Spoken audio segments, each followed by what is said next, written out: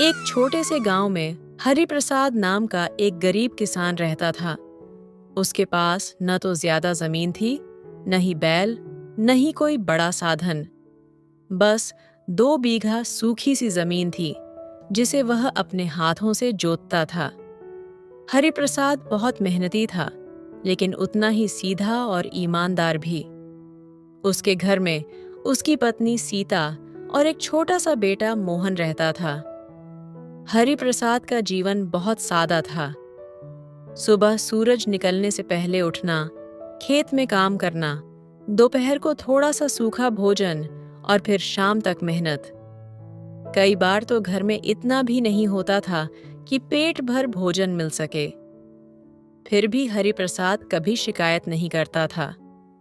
वह हमेशा भगवान पर भरोसा रखता था। एक दिन की बात है, गर्मी बहुत तेज थी। खेत में काम करते करते हरिप्रसाद थक गया था।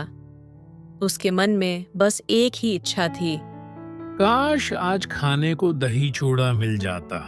दही चूड़ा उसके लिए कोई साधारण भोजन नहीं था। यह तो उसके लिए त्योहार जैसा था। साल में 1-2 बार ही वह दही चूड़ा खा पाता था, जब फसल थोड़ी अच्छी हो जाती थी। शाम को घर लौटकर उसने अपनी पत्नी से कहा, सीता, आज बहुत मन है दही चूड़ा खाने का। सीता ने दुखी होकर कहा, मन तो मेरा भी है, लेकिन घर में न तो दही है और न ही चूड़ा। जो थोड़े पैसे थे उनसे तो कल का आटा खरीदा था।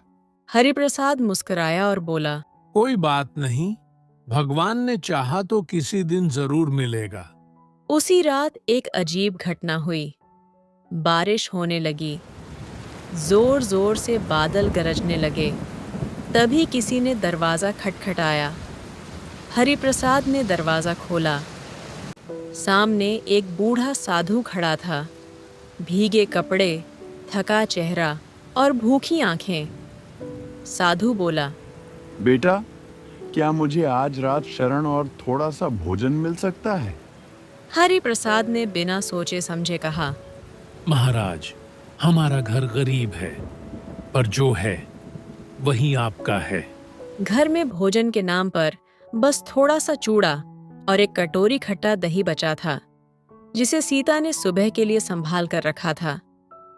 सीता थोड़ी हिचकिचाई, लेकिन फिर उसने मन ही मन सोचा, अतिथि देवो भव। उसने वहीं दही चूड़ा परोस दिया। साधु ने बड़े प्रेम से भोजन स्वीकार किया। हरिप्रसाद और सीता खाली पेट बैठे रहे। साधु ने पूछा, तूने? तुम लोग क्यों नहीं खा रहे? हरिप्रसाद बोला, महाराज, आज तो हमारा पेट आपके आशीर्वाद से ही भर गया। यह सुनकर साधु की आंखें नम हो गईं।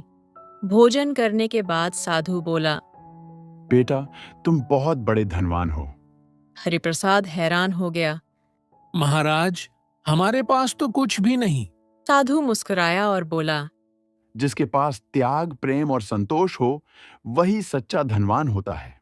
साधु ने जाते जाते हरिप्रसाद को एक छोटा सा बीज दिया और कहा, इसे अपने खेत में बो देना, लेकिन याद रखना, इससे जो भी मिले उसे ईमानदारी से अपनाना। अगले दिन हरिप्रसाद ने वह बीज खेत में बो दिया। कुछ ही महीनों में उस खेत में ऐसी फसल हुई जैसी पूरे गांव में कभी नहीं हुई थी। अनाज भरपूर हुआ। हरिप्रसाद ने अपना कर्ज चुकाया, घर ठीक कराया और अपने बेटे को पढ़ाने लगा। लेकिन सबसे बड़ी बात यह थी कि वह पहले जैसा ही सरल और दयालु बना रहा। सच्ची सीख एक दिन गांव के लोग बोले, हरिप्रसाद, अब तुम अमीर हो गए हो। हरिप्रसाद हंसकर बोला, नहीं भाई, मैं तब भी अमीर था, जब मेरे पास सिर्फ एक कटोरी दही चूड़ा था। जो व्यक्ति अपने थोड़े में भी दूसरों को देना जानता है, भगवान उसे बहुत कुछ लौटा कर देते हैं। सच्चा धन पैसा नहीं, बल्कि इंसानियत, त्याग और संतोष है।